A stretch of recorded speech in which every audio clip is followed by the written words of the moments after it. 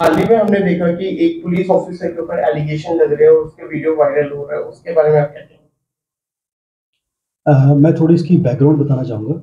ये जो इंसिडेंट कहाँ से शुरू हुआ। 21 अक्टूबर का वाक़ा है। दो सस्पेक्ट पुलिस पोनीचक ने पकड़े, जो कि जिस समय पकड़े गए उस समय एक ब्लैक कलर की स्कूटी, जो कि एक्टिवा स्कूटी थी, वो चला रहे थे और उस स्कूटी का नंबर टेम्पर किया हुआ था उन्होंने ब्लैक टेप से। उनके स्कूटी के 3 डिजिट्स जो थे वो चेंज किए हुए थे ब्लैक कलर टेप से, जिससे एक सस्पिशन राइज़ हुआ कि शायद ये कुछ वारदात करने के लिए जा रहे हैं या फिर कोई वारदात अंजाम दे के आए हुए हैं। तो इस बेसिस पे उनको अरेस्ट किया। पहले एज़ ए सस्पेक्ट उनको कस्टडी में लिया गया और उनकी कोचिंग स्टार्ट की गई। जब उनकी कोचिंग स्टार्ट की गई तो उस कोचिंग में उन्होंने रिवील किया कि ये स्कूटी जो है वो चोरी की वारदात अंजाम देने के लिए इस्तेमाल करते हैं। उसके पहले कुछ चोरी की वारदातें उन्होंने अंजाम की है।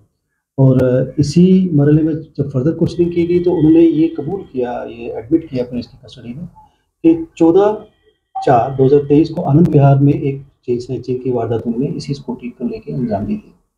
इसी पे उसी केस, जो केस ऑलरेडी इस चौकी थाना में रजिस्टर्ड था, एफआईआर नंबर 133/2023 अंडर सेक्शन 382, उसमें दोनों की लड़कों को, जिनका नाम निखिल मैगजीन और अखिल खुराना है, उन दोनों को अरेस्ट किया गया और फर्दर इन्वेस्टिगेशन उसी केस में उनकी लाई गई। इन्वेस्टिगेशन के दौरान उन्होंने कुछ और कबूलनामे किए, जिसके निशानदेही पे कुछ 5 चेन्स जो है, गोल्ड चेन जो है, वो रिकवर भी की गई।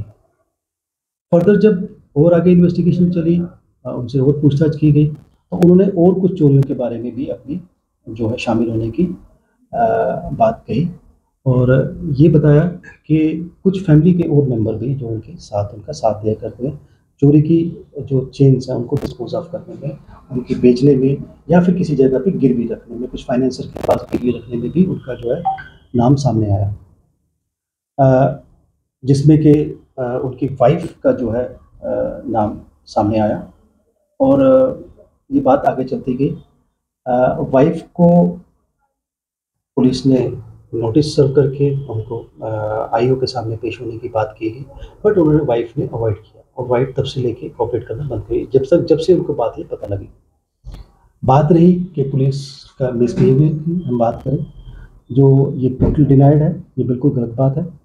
31/10/2023 को जो बबली मैगजीन, जो मदर है एक्यूज्ड निखिल मैगजीन की, वो अपने एक रिलेटिव अंकुश शर्मा के साथ चौकी में हाजिर आती है और कोर्ट का बेल ऑर्डर पेश करती है, जिसकी बुनियाद पर उसको, लड़के को वहाँ से छोड़ दिया जाता है।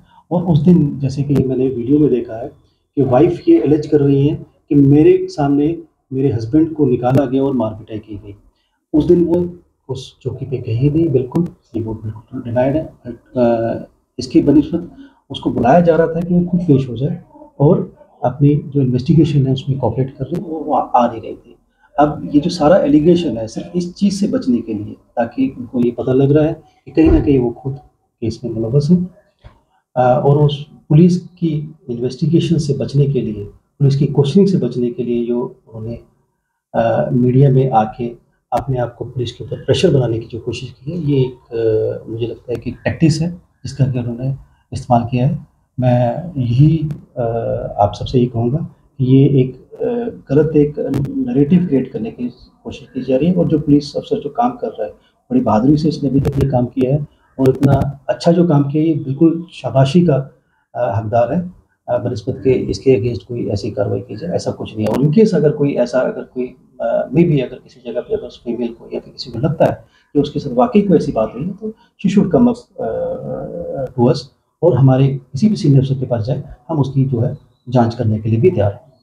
सर, हाल ही में इन जैसी वारदातों को देखते हुए एक नया ऑर्डर है कि हर जहाँ भी रिमांड रूम में सीसीटीवी होना काफी जरूरी है, क्योंकि काफी बार हमने देखा कि अगर मुलजिम है, जिसको अक्यूज होता है, वो कोई स्टेटमेंट देता है, फिर कोर्ट में जाके दूसरा स्टेटमेंट और बोलता है कि पुलिस हमें जबरदस्ती स्टेटमेंट देने में मजबूर करती है। तो आप इसको किस तरह से देखते हैं? ये वेलकम स्टेप है या नहीं?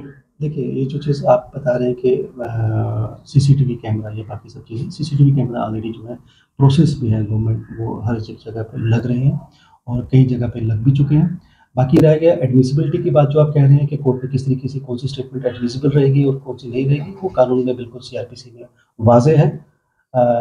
एविडेंस एक्ट बिल्कुल वाज़ेह है उस चीज़ पे, किस चीज़ की एडमिसिबिलिटी है, किस चीज़ की, वो आप देख सकते हैं उसमें। अकॉर्डिंगली वैसा ही कानून जो है और इन्वेस्टिगेशन में वो सारी चीज़ें फॉलो होती हैं।